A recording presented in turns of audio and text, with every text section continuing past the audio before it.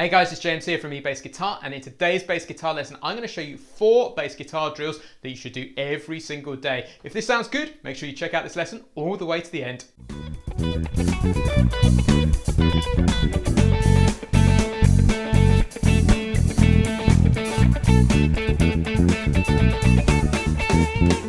So guys, just before we hit the lesson content today, I want you to know if you enjoy this video, make sure you subscribe to the channel because we release a video lesson just like this one every single week, specifically designed for beginner to intermediate bass guitar players. There's a red subscribe button somewhere around this video. So today I'm going to be showing you 4 drills or warm-ups that I use every single day. I would love to know what your favorite drills or warm-ups are. Please do let me know in the comments below. So the great thing I'm going to show you about the 4 drills we're going to look at today is you can practice them in as little as 5 minutes a day. Obviously you can go to town too and spend half an hour on them too. It doesn't really matter. The key thing is to do them every single day.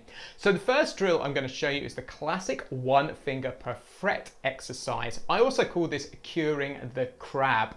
This is great for getting all 4 fingers moving on your fretting hand and developing your fretting hand technique too. So let's crack straight into it. What I want you to do is put your first finger on the 3rd fret on the G string, on the E string even, playing a G, and then your 2nd finger on the A flat at the 4th fret. And the critical thing here is to hold your finger down, or just at least make sure it's still touching the string behind it. You don't want to let your finger come up like that. Then the next part of this drill is to put your 3rd finger down at the 5th fret like that, still maintaining contact here with your 1st and 2nd finger. And then the last part is to put your 4th finger down like that. So it's literally 1 finger per fret. So what I want you to do is literally go like this. And then you can come back down again.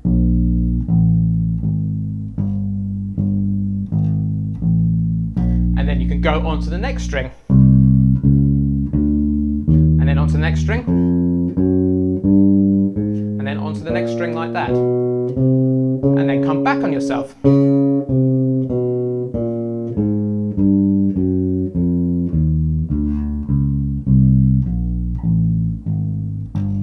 And this will develop the fundamental hand shape that we need as bass guitar players and get us using all 4 of our fingers, because so many bass players don't use all 4 fingers. So how I would practice this to begin with is I would put a metronome on at 70 BPM, and then I could just do this.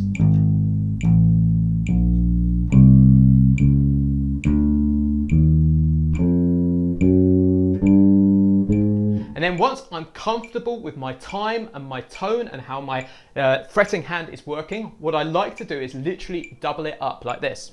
So we're going to play 2 notes per beat.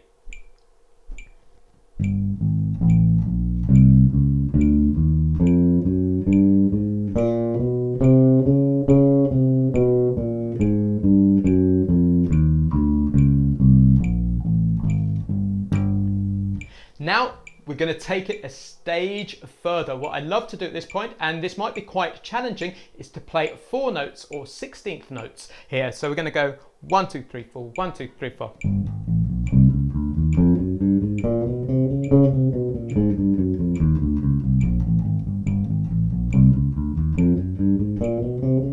Obviously, it might take you a little bit of time to work up to that. I also recommend, once you get comfortable at a particular tempo, just notch it up daily. So maybe you go from 70 up to 74, then up to 76, then up to 80. Just do it incrementally. And then over a period of time, your fretting hand and your facility will really start to improve. So that is drill number 1. So the second drill that I practice every single day is 2 octave scales. And the critical thing is 2 octaves here, because this is what gets you practicing position shifting.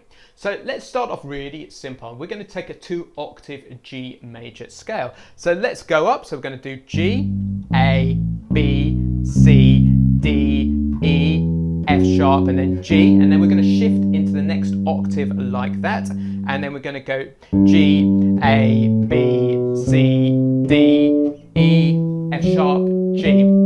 And notice the position shifts that I'm doing here. And so I'm going to take one particular version of the 2 octave scale and practice that to begin with.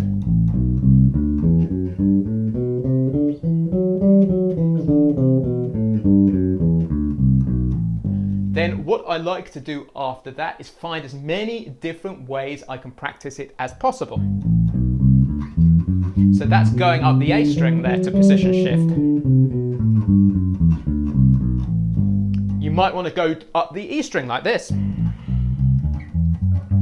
then go right into the higher register like that, and then back down. There's so many different ways you can do it. But what I tend to do is pick one and then take it through the 3 different tempos like this. So, and then double it up.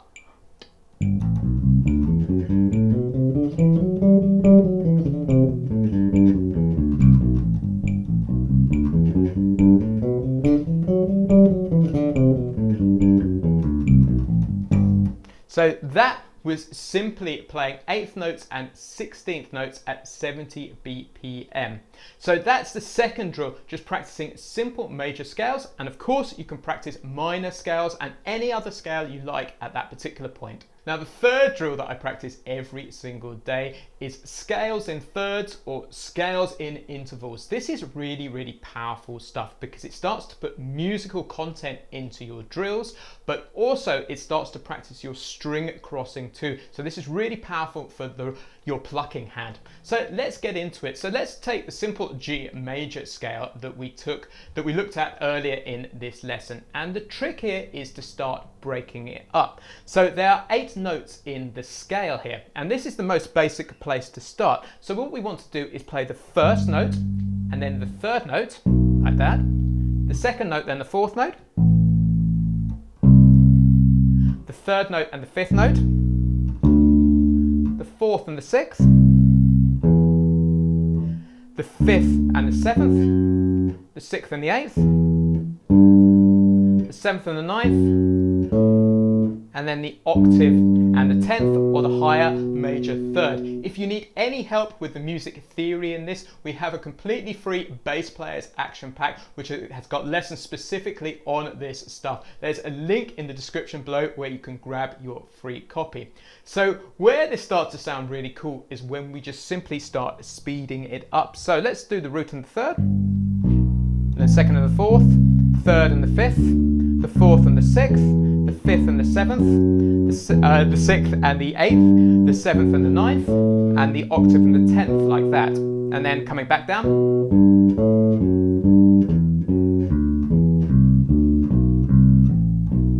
So you can start to see this really gives a workout for the fretting hand and of course the plucking hand. And so let's speed it up a little bit. Let's do it with a click. Here.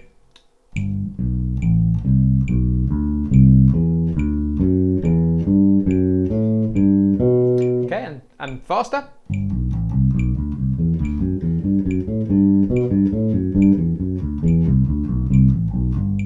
Now the great thing is there are loads and loads of different variations on this once you start getting into it, but this is the most basic one to get down. And also these exercises when you start playing scales and intervals will really help your musical ear too. So make sure you practice scales in thirds every single day as part of your drills. So the fourth drill that I practice every day is 2 octave arpeggios, and I like to include the 7th in these too. So let's just show you what this is using a simple major 7 arpeggio. So this would be the root, the third, the fifth, the major 7 and the octave, so that's 1 octave. But what I like to do is put it into 2 octaves so we can start spanning the whole of the fingerboard. So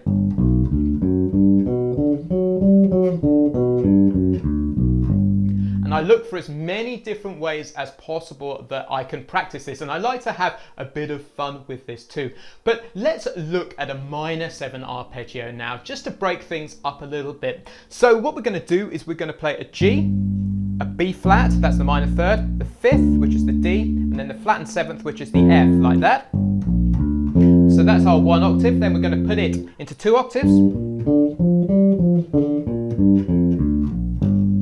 Like that. Then I start looking for all the different variations, and I also start looking for different ways that I can articulate it too. So something I often do is do this, and I will slide that like that to get to the octave.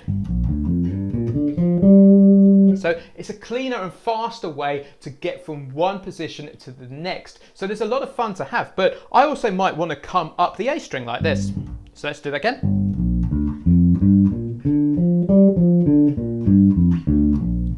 Like that. All these different ways that you can play this. You can try this with lots and lots of different arpeggios. So let's try it with the quick click, just at 70. Let's double it up.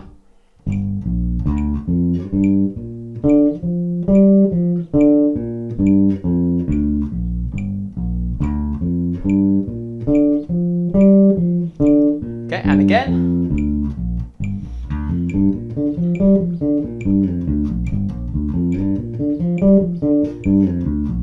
So listen to those little slides that you can put in there. This is a really great way of pushing your technique, but also starting to explore the fingerboard too. So just to recap, the 4 drills that I practice every single day is 1 finger per fret, 2 octave major scales or 2 octave scales, scales in thirds,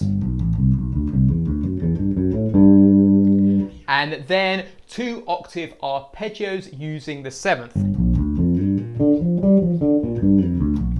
By the time you practiced all of those, you've given your musical ear and your technique a really, really good workout, and also got all the muscles moving so that when you come to do the rest of your practice routine, everything should start to work. So guys, that's the end of today's lesson. If you've enjoyed this lesson, I've got 3 more videos I would love you to check out. The first one is called Curing the Crab, which is going to develop the 1 finger per fret technique. And the other 2 are 5 easy scales for beginner bass players and 5 easy arpeggios. I'm going to put links in the description below so you can check those out. Cheers, I've been James from eBassGuitar.com, and I'll catch you next time.